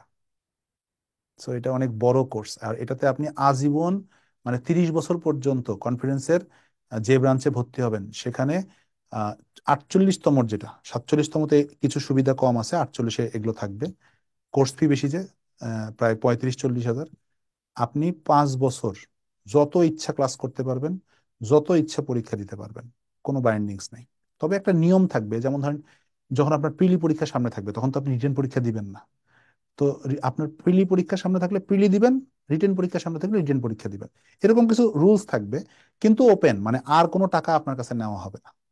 ভাইবার কোর্সও আপনার ফ্রি ওর মধ্যে। প্রিলি, রিটেন, ভাইবার সকল কোর্স সকল পরীক্ষা ইনক্লুডেড। একবারে টাকা নিব ছেলে মেয়ের কাছে, আর এই জীবনে কোনো টাকা নিব না। কারণ হচ্ছে আপনারা অনেকে কি করেন, প্রিলি শেখার পরে রিটেন শেখেন না, তারপরে ধরেন যে রিটেন শেখার পরে ভাইভাতে আসতে চান না।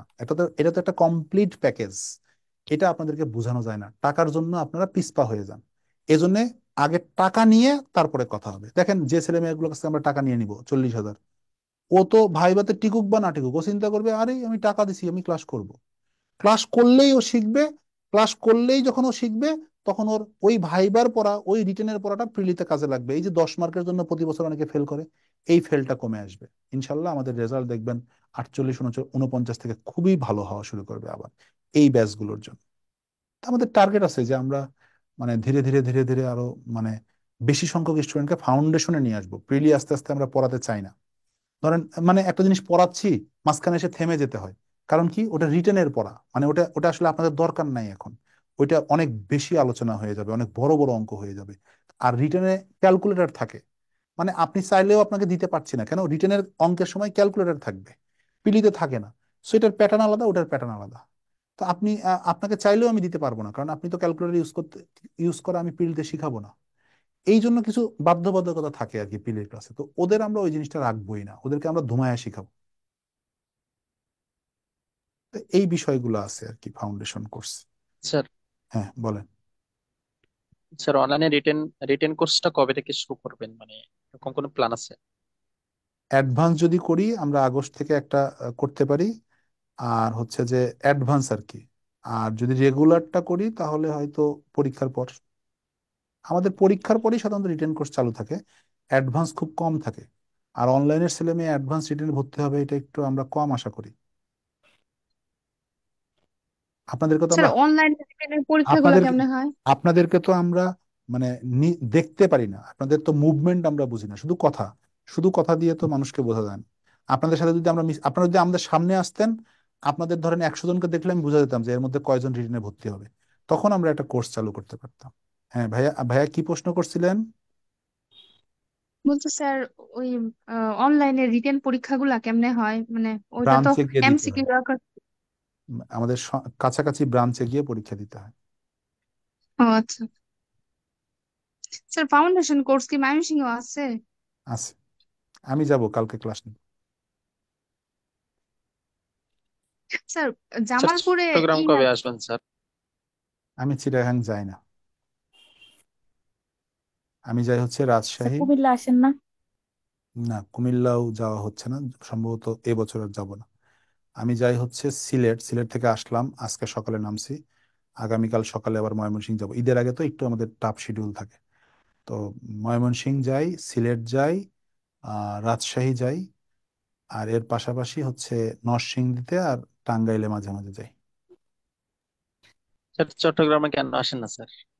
চট্টগ্রামে চট্টগ্রাম আমি কিরে ভাই, একটা মানুষ কয় জায়গায় যাব? এই যে 5টা ব্রাঞ্চে যাই 15 দিন, আর ঢাকায় ক্লাস নেই 10 দিন, তো 25 দিন ক্লাস নেওয়ার পরে আর ক্লাস নিলে বাড়িতে বউ থাকবে রে? জি চিটাগাঙে আছে তো, সোহেল স্যার খুবই সুন্দর পড়ায় আমাদের। সোহেল স্যার উনি হচ্ছে আমাদের সোহেল স্যার হচ্ছে চিটাগাং কুমিল্লা পড়ায়, এদিকে রংপুর খুলনা পড়ায়। তো ওর ওর কিছু জোন আলাদা করা আছে, আমার কিছু জোন আলাদা করা আছে। আমরা মানে মিক্সিং করি না, সমস্যা হয়। ধরুন ও একটা নির্দিষ্ট প্যাটার্নে স্টুডেন্টকে তৈরি করে নিয়ে আসে, আমি একটা প্যাটার্নে তৈরি করে নিয়ে আসি, তো মিক্সড হলে সমস্যা হয়। এই জন্য মানে স্যার আমি, জামালপুর জেলায় কি আপনাদের ব্রাঞ্চ আছে? না জামালপুর শেরপুর নেই, ময়মনসিংহ লাস্ট। আচ্ছা। ঠিক আছে, তাহলে আমরা আজকের মতো শেষ করি নাকি? জি স্যার, ঠিক ধন্যবাদ। আছে, ঠিক সবাই আছে। ভালো আসসালামু থাকবেন। হ্যাঁ, আলাইকুম। ভালো আছেন। আসসালামু আলাইকুম।